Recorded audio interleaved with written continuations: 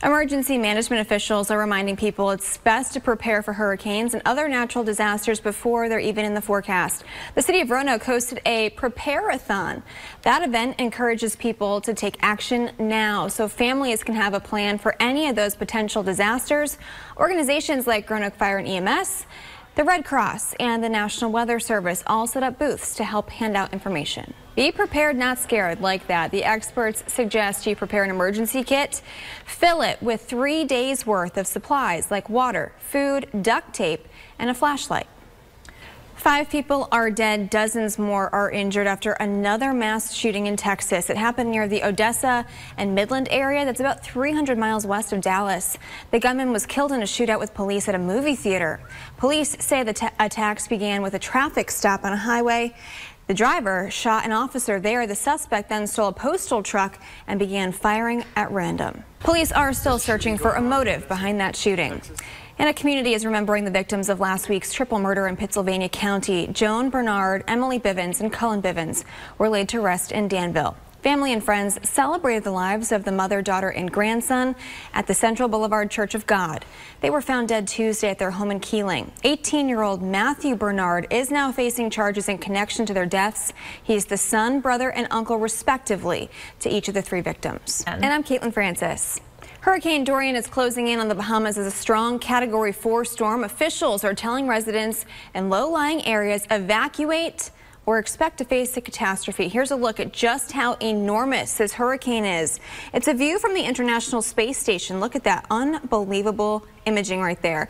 Right now, the storm is packing sustained winds of 150 miles per hour. That storm is expected to hit the Bahamas later today. It will impact some 73,000 residents and 21,000 homes. However, some of the models are showing Dorian's expected to take a sharp turn north that would spare Florida a direct hit, but put the Carolinas right in its path. However, Florida's governor still urging residents to be alert since the storm is still days away. Dorian is also expected to threaten Georgia and the Carolinas by midweek. States of emergency have already been declared. It is great news. You know, lots of people are enjoying a nice long weekend. Yes. And so far, it's been pretty picture perfect. I mean, even going outside this morning, if people are getting ready for church services, maybe brunch or running errands, maybe just having your coffee outside. It's going to be a nice day. Yeah, it is going to be a nice day. Nice long weekend for everybody to enjoy. All right, thanks, Christian. You got it. A Green Beret has died in combat in Afghanistan. The Department of Defense says Sergeant First Class Dustin Ard, you see him there on your screen, he died after being injured during an operation. The 31-year-old from Utah leaves behind his wife and a 3-year-old daughter. His wife is also expecting a son. One person is dead, several others are wounded after a stabbing in France. Police were at that scene there in Lyon. They say a 33-year-old asylum seeker was arrested in connection to the attack, but police say they do not believe this was an act of terrorism. All right, we got a heads up for anybody planning to travel this holiday weekend. Virginia State Police are reminding drivers to be alert with high volumes of traffic expected. That means troopers are stepping up enforcement. You may have already seen them out there this weekend. It's all part of Operation CARE, the crash awareness reduction effort. Troopers say last Labor Day weekend saw a significant spike in fatal crashes here in Virginia, which they're hoping to reduce this weekend. All right, let's head over to meteorologist Christian Johansson in the Weather Center this morning. Christian, you got a gorgeous view behind you there.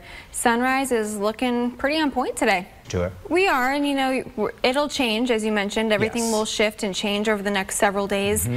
Storm surge is obviously one of the biggest things that people need to be concerned about at this point, making sure that they're prepared. You know, even here, just have one of those emergency preparedness kits ready to go and your WDBJ7 weather app. Definitely, yes. All right. Thanks, Christian. You got it.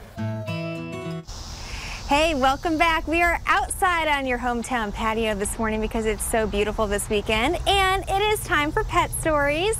We have Suzanne here with us this morning from the Roanoke Valley SPCA.